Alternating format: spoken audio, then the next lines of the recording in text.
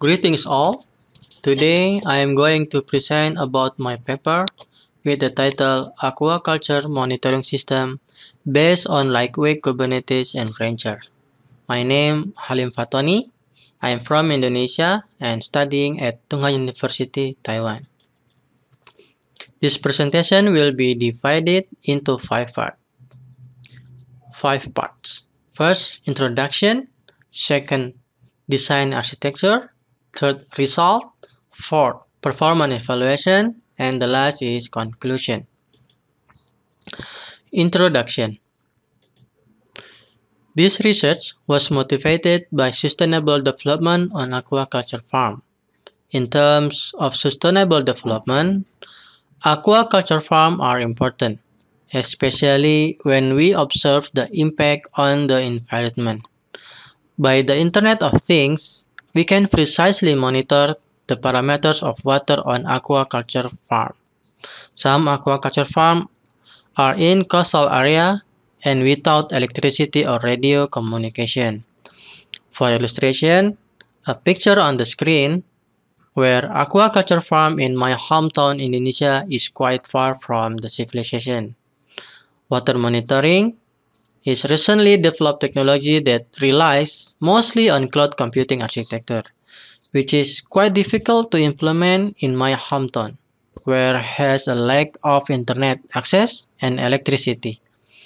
We have concluded that edge computing architecture is the most reliable paradigm for our case. However, in this research, we are also emphasized on discuss the implementation of lightweight virtualization for deploying a system. By doing so, we hope it can guarantee the effectiveness for updating the system and can run on small computer board. Design architecture. The framework was divided into three parts as follows. In the first place, we have sensors that collect data, then transmitted the data over the LoRa, ZigBee, or wirelessly. In this case, we use LoRa. The second component consists of gateway and edge devices. Each edge device had apps installed to collect water and lightweight Kubernetes. Lastly, the cloud sites allows us to train a model that is further embedded into the edge device and store the backup data. To collect data, we are using the Arduino board with the extension board, where make it possible to connect the three sensor in one Arduino board. So here, we use three kind of sensor. First is dissolved oxygen water, then pH water or acid water, and then the third is temperature water. And actually, we add about the electrical water, electricity in the water. And then we can send the data using LoRaWAN, which can reach up to 5 kilometer, away. In this experiment, we use internal gateway that's shown on the picture, just for this experiment. Then, data from the sensor will be managed with MQTT, where the gateway device receives collected sensor from a sensor device using LoRa communication module, build a message and transmit them to the edge cloud-based data storage server using MQTT protocol. From the functional and performance testing, the gateway can perform as communication connector between sensor nodes and edge cloud-based entity using both LoRa and MQTT protocols with reasonable performance. And then there are three types of device we use for edge devices.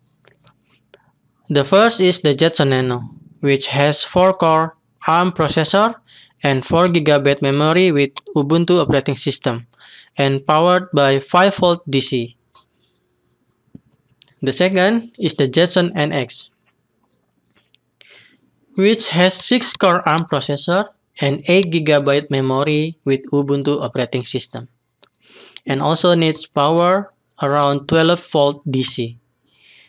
And the last is Raspberry Pi, which has quad-core ARM processor and 4 GB memory with Raspberry Pi operating system and powered by 5 volt DC like Jetson Nano. Each device will be configured with the application for water monitoring in the Docker environment. For information, all Jetson device has GPU that can be optimized to run artificial intelligence.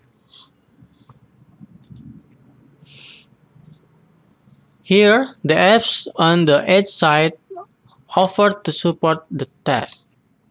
The first is Lightweight Kubernetes, which help us manage container in the Edge devices. Lightweight Kubernetes is an operating system for automating deployment, scaling, and management of containerized application. Lightweight Kubernetes will restart containers that fail. Lightweight Kubernetes will replace and reschedule container when nodes die. Lightweight Kubernetes also will kill containers that don't respond with the user-defined health checks and doesn't advertise to the client until container ready to serve. Lightweight Kubernetes also has small memory footprint or binary, which can contain the component to run cluster. To keep the size small, Lightweight Kubernetes replace etcd by another data store with SQLite. Second is Rancher, which is a control plane that coordinates the edge devices. Rancher is complete software stack for adopting containers. It addresses the operational and security challenge of managing multiple Kubernetes clusters. While providing DevOps, it can integrate tools for running containers workloads. And the next app is Deepstream, which is optimized the GPU on Jetson device, where we explained before this. It's only provide in Jetson devices. The next is Node-RED. Node-RED have a role to help separate the raw data from LoRaWAN, and MQTT, and to import it into InfluxDB and MySQL. With the help of InfluxDB, we are able to store and visualize the data of other parameters. All application was installed under Docker container. Docker is a tool designed to make it easier to create, deploy, and run application by using container. Container allow a developer to package up an application with all of the parts it needs, such as libraries, other dependencies, and deploy it as one package. By doing so, thanks to the container, the developer can rest assured that the application will run any other Linux machine, regardless of any customized settings that machine might have that could differ from other machines used for writing and testing code. And the result. All devices will be coordinated with the Rancher, as shown in the first image, where it is apparent that all devices have already been coordinated under the Rancher, and that each device can be seen on the Rancher screen. Rangers offer us a visual representation of resources on our device, which is one of the benefits of using a Ranger. It is illustrated in the second figure.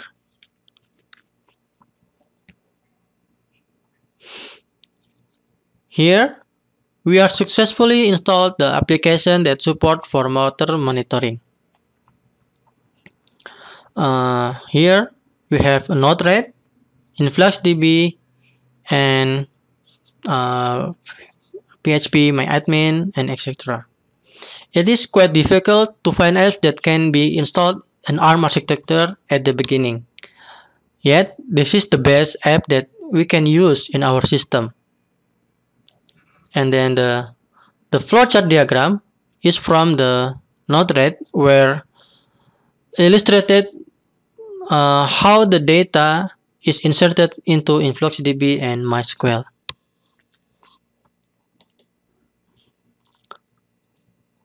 And then in this experiment, we will examining how to monitor and detect fish in water.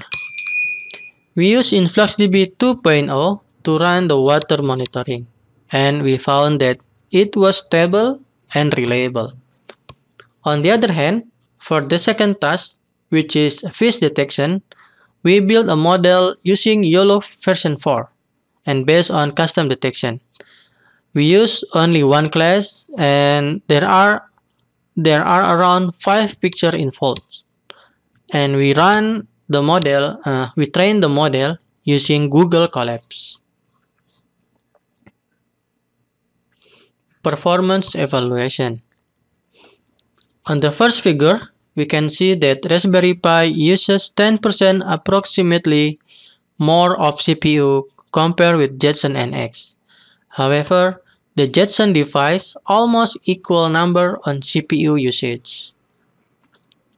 The number of POD deployments on Raspberry Pi also higher than other Jetson device. It is indicate on Raspberry Pi has more service deploy on the background system compared with other Jetson device.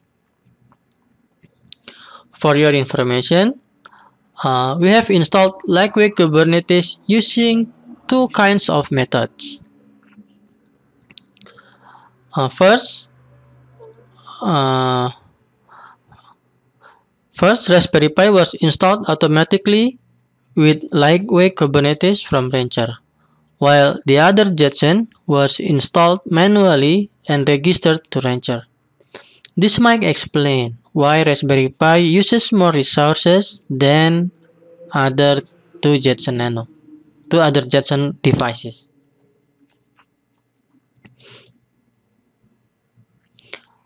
And then this chart shows that the water monitoring consistently consumes 3 watts, but when it comes for fish detection, it uses a maximum power around 10 watts, which is reasonable since Jetson device requires GPU to maximize computation.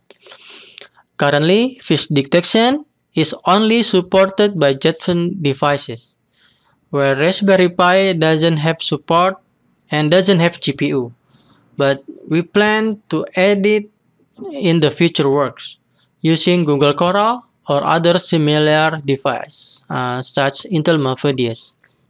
In addition, the time taken for app deployment on the edge devices all equals around 9 seconds. So actually between 8 until 10. So we can average around 9. So it's quite reliable actually.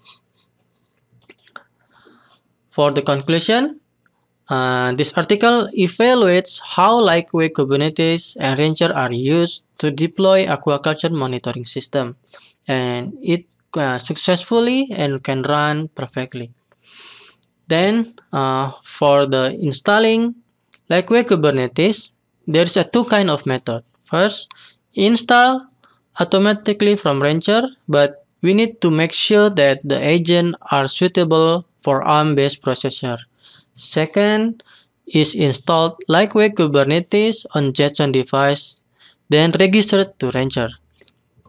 And the first way will take a more resource than manual way. Collecting water data doesn't have significant impact on power consumption and resources on edge devices, so it can run perfectly. That's all for my presentation. Thank you for your attention. Bye bye.